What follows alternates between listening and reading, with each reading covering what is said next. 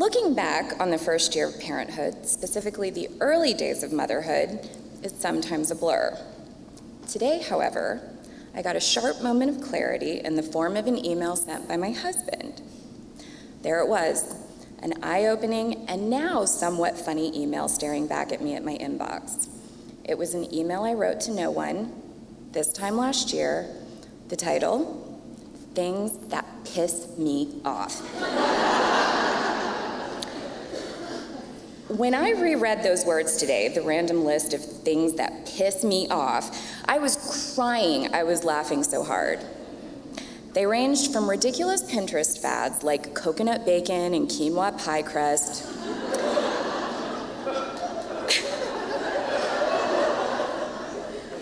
to someone now wanting to charge me for previously free items on an FSOT site, to autocorrect, to faulty phone chargers, my cat, hipster fashion. I just really let it fly.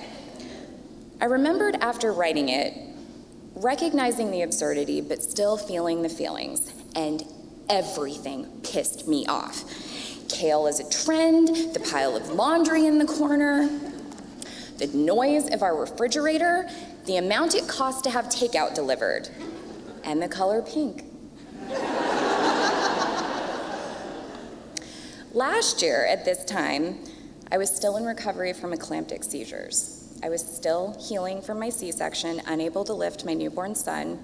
I was still healing sores on my body that the medical tape that we didn't know I was allergic to had caused when it was ripped off. But worse than that, I was a raging ball of PPD, PPA, PP me, PP this, PP that, everywhere a PP. The hormones were flowing like the Nile and raging like Niagara. I was in pain, I was lonely, and I was mad as hell, and I had no idea why. I had just become a mother, and I had never felt worse in my life. And suddenly, I hated the light fixture in the nursery my son wasn't even inhabiting yet.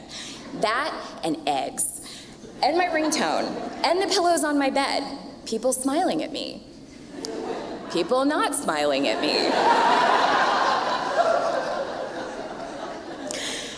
Now I know what was going on, but at the time I just felt all these feelings and felt terribly alone. And the man didn't get it. And I couldn't explain it to him because I didn't get it to be able to explain it to him. And some things are just unexplainable, like why animals stare into corners for no apparent reason, or string theory, or people who have the time to make animal-shaped sandwiches and artful bento box lunches for their kids every day.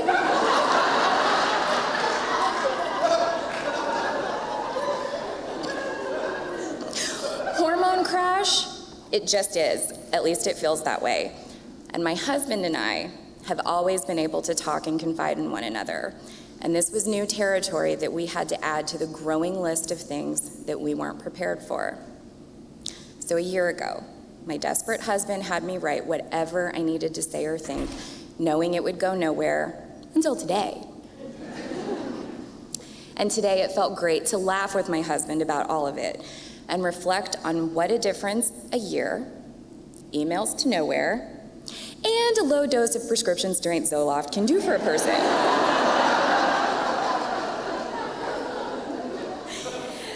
In my email to nowhere, I wrote in reference to coconut bacon and quinoa pie crust that they seem like total bullshit. And why can't shit just be the shit that it is without being bullshit?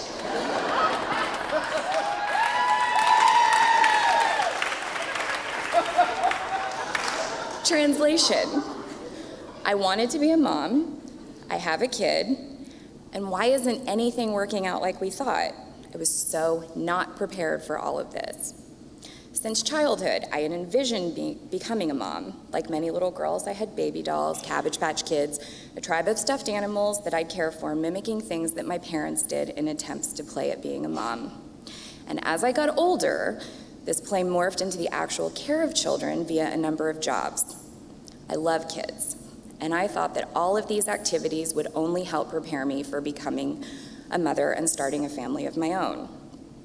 My husband, the amazing human being that he is, with 4 younger siblings and a multitude of younger cousins that may as well be siblings, well, he felt prepared via his own experience. So here we were at age 34 with a positive pregnancy test and all of this experience between us. Once the 5 months of morning sickness and vertigo passed, we got to work setting up the nursery, registering for thoughtful, practical, reasonably priced items for the baby shower. We loaded pregnancy tracker apps and read all the books you're supposed to read, scary or not. We informed family and friends in the form of balloon and box reveals and a clever YouTube video. I ate right, I took my time going up and down the stairs where we lived, and soon the winter came and our son, who we were totally prepared for, arrived. We survived his first year of life.